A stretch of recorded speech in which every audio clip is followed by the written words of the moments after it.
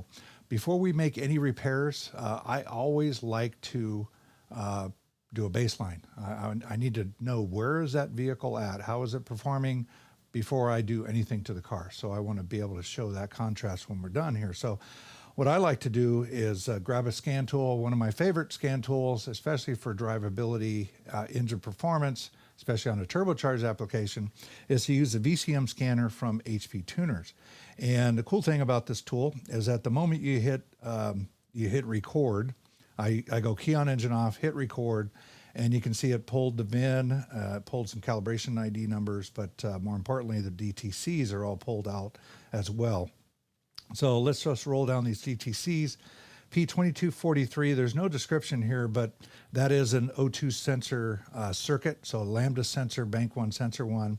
P0130 is also O2 circuit for that same sensor. We've got a slew of misfire DTCs, so 300, 304, 303, and a 301 here.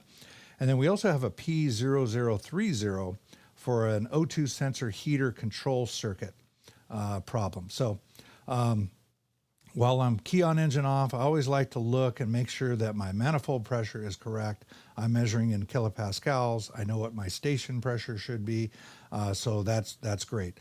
And then we just fire up the vehicle and see what's going on here. And so, as expected, I have no mass air meter output. The vehicle's sitting here idling. We take it out for a road test here, and right in here, I'm getting on the throttle. Wide open throttle here, 5,500 RPM. Again, no mass error. It is making some boost, but it is limited. 120 kilopascals, absolute load's 108%. So think about why we're limited on boost.